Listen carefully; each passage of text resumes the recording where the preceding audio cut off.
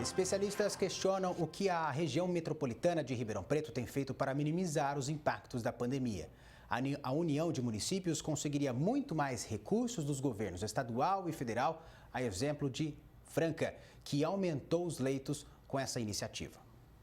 A região metropolitana de Ribeirão Preto é composta por 34 municípios. Foi criada em 2016 para traçar políticas públicas integradas que beneficiem a população de todas essas cidades.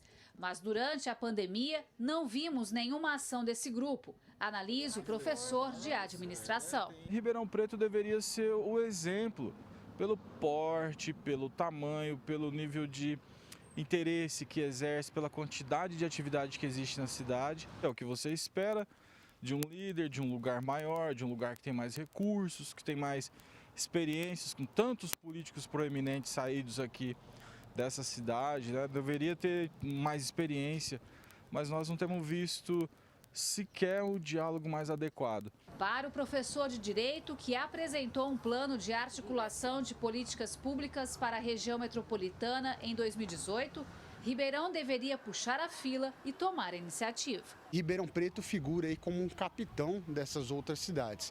Então é preciso cobrar dos vereadores, do Comitê de Desenvolvimento da Região Metropolitana, o porquê essas políticas públicas voltadas à saúde, ao enfrentamento da pandemia, não estão sendo articuladas em conjunto. Qual é a solução para todos os municípios que compõem essa região? Não podemos pensar em soluções individuais, ou seja, a ideia de uma região metropolitana é que os municípios possam se ajudar entre si. Um bom exemplo para Ribeirão seguir é a região de Franca. Por iniciativa do prefeito de lá, 22 cidades se uniram para minimizar os impactos da pandemia. O grupo conseguiu somar recursos dos governos estadual e federal para aumentar bastante o número de leitos. E outra medida foi o tratamento precoce adotado em todos os municípios de lá. E veja só a ironia do destino, né? Mesmo não participando da região metropolitana, ele toma a frente, o município de Franca, toma a frente como um verdadeiro capitão e articula políticas públicas de integração, exercendo efetivamente o que se chama de federalismo de cooperação, ou seja, a cooperação entre os municípios, a fim de que, ao final, todos possam sair ganhando. A União, ela traz excelentes benefícios. Quando você traz para a região e diz para o governador, aqui a gente se vira, manda para nós aí os 40 leitos, a gente vai distribuir aqui de forma integrada entre os municípios aqui da região, um vai ajudar o outro, se aqui está faltando leitos, o outro tem, manda lá para outro lugar.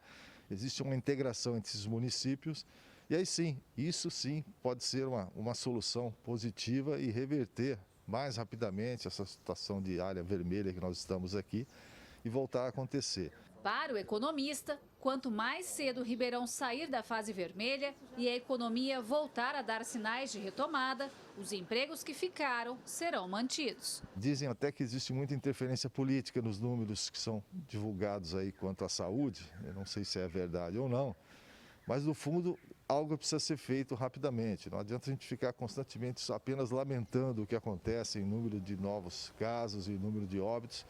A ação, na minha opinião, deve ser feita de forma integrada. Para todos eles, chama a atenção a falta de proatividade dos prefeitos que integram a região metropolitana. E olha que eles representam mais de 1.700.000 habitantes. Houve tempo para fazer reunião, para discutir ideias, para buscar novas soluções. Como, por exemplo, tentar ampliar a base do comércio que pode operar, pensar nas novas regras neste momento ainda de pandemia, para mais entidades comerciais, não atrapalhando já está ótimo. Podendo ajudar, criando as regras novas, trazendo alguma previsibilidade, porque é isso que precisa, já ajuda bastante. Gislene Lopes para o Jornal da Clube. A Prefeitura de Ribeirão Preto declarou que os municípios que formam a região metropolitana se reúnem constantemente para o debate de ações conjuntas de enfrentamento à pandemia. Neste mesmo sentido, mantém contato frequente com o governo do estado em busca de recursos para a abertura de novos leitos e ampliação de número de respiradores. Ressaltou que trabalha para fortalecer a estrutura de saúde e que ampliou em mais de 200% o número de leitos de UTI desde o início da pandemia. O presidente da região metropolitana e prefeito de Cravinhos, José Carlos Carrascosa, não se manifestou até o fechamento desta edição. Agora ao vivo, Thaisa Pinheiro traz mais informações. Thaisa. Rafael, só lembrando que são 34 municípios que juntos teriam muito mais força aí para conseguir recursos, né? E a gente vai falar sobre esse assunto agora com o José Moacir Marim, que é coordenador regional da DESG. Marim, qual a importância dessa união para a tomada de medidas contra a pandemia? Boa tarde. Boa tarde, Thaisa. Boa tarde, Rafael. Boa tarde, ouvintes do Sistema Clube. Bom, o importante de uma região metropolitana é justamente essa reunião de forças. Mais importante que a reunião de forças para solicitar alguma coisa é a reunião de forças para fazer um planejamento adequado. Compras poderiam ter sido planejadas conjuntamente. Enfim, uma região metropolitana tem uma força muito maior do que uma cidade isolada. O que a gente mais viu, né, durante esse tempo todo foi justamente a falta de diálogo entre os prefeitos, que é tão necessário nesse momento. Sem dúvida nenhuma, essa região metropolitana ela foi montada em 2016, ela começou a se reunir em 2017, então de 2017 a 2020 ela não evoluiu muito. Ela é dirigida pelo Conselho, que são os 34 prefeitos da região, e o presidente do Conselho é o prefeito municipal de Ribeirão Preto, Duarte Nogueira, a quem compete a convocação e a orientação dos trabalhos. A reunião dessa região metropolitana é extremamente importante porque uma série de coisas poderiam ter sido resolvidas em conjunto.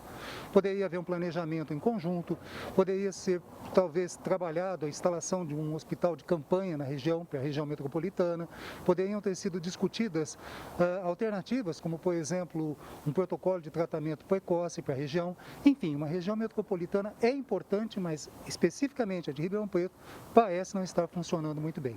Então é fato, né, Marim, que a cobrança conjunta tem muito mais força. Sem dúvida, e como eu disse, primeiro que tem importância por ser uma cobrança em conjunto junto ao governador do estado de São Paulo. E segundo é que o planejamento se torna mais eficiente. Se você reúne 34 cidades para fazer a compra, por exemplo, de equipamentos ou de equipamento de proteção coletivos, EPIs, o preço sai muito mais barato, o preço cai. Então, economicamente, é muito mais interessante, tanto em termos de fazer interlocução junto ao governo do estado, como trabalhar com compras, a região metropolitana. E, na sua opinião, quem deveria puxar a fila para uma tomada de decisões na região metropolitana? Sem dúvida nenhuma, pela importância de Ribeirão Preto, por ser a cidade mais importante da região metropolitana e devido ao fato do presidente do Conselho da região metropolitana ser o prefeito de Ribeirão Preto, sem duvidamente isso é obrigação do prefeito Duarte Nogueira. E Marim, nós vimos na reportagem também que a região de Franca, com a união de 22 municípios, conseguiu aí mais leitos junto aos governos estadual e federal. Não deixa de ser um exemplo para Ribeirão, né? Sem dúvida, lembrando que a região de Franca não é uma região metropolitana. Quando a gente fala de Franca, a gente está falando na DRS 8, que agrupa 22 cidades. No caso de Ribeirão Preto, nós temos na região metropolitana 34 cidades, das quais 26 estão contidas na DRS 13, que é a regional de Ribeirão Preto. Então, a região metropolitana ela poderia ter se reunido como região metropolitana ou como DRS 13. As duas formas, o planejamento seria muito melhor trabalhado. E economicamente falando e diante do atual cenário, qual a importância de Ribeirão sair o quanto antes da fase vermelha? Bom, esse é um problema sério, porque veja bem, 80% da movimentação financeira de Ribeirão Preto vem do setor de comércio e serviços. Antes da pandemia, mais ou menos em torno de 30 mil pessoas vinham regularmente, diariamente para Ribeirão Preto para consumir produtos e serviços. Como essas pessoas não estão vindo mais, isso deve provocar uma queda imensa na arrecadação municipal. Além disso, vale lembrar que algumas notícias, por exemplo, recentemente foi noticiado pela Clube o fechamento de provavelmente 2 mil bares e restaurantes, quer dizer, isso deve derrubar a arrecadação municipal muito. Então, é extremamente importante que Ribeirão saia dessa situação da fase vermelha para que possa regularizar o trabalho econômico da cidade. E a falta de protocolo traz quais consequências, na sua opinião? Bom, quando a gente fala em protocolo, a gente pode estar falando num protocolo de tratamento precoce. Nessa situação, a gente tem exemplos bem marcantes. Por exemplo, quando a gente fala no estado do Pará, em Belém do Pará, você tem uma situação extremamente interessante. Ou, interessante não seria a palavra adequada, uma situação particular. Você tinha em julho 2.900 óbitos, em junho 1.200 e em maio 2.900, em junho 1.200 e agora em julho 450 óbitos. Qual a razão disso? Bom, eles adotaram o protocolo de tratamento precoce com hidroxicloroquina e adotaram o tratamento do protocolo colapso, que eles chamam, que é uma somatória de antibióticos, corticoides, anticoagulante, e isso aparentemente, pelo menos pelos dados, resolveu o problema em Belém do Pará. Ok, Marinho, obrigada então pela sua participação aqui no Jornal da Clube e daqui a pouco eu volto então com outras informações. É com você, Rafael. Até já, Thaisa.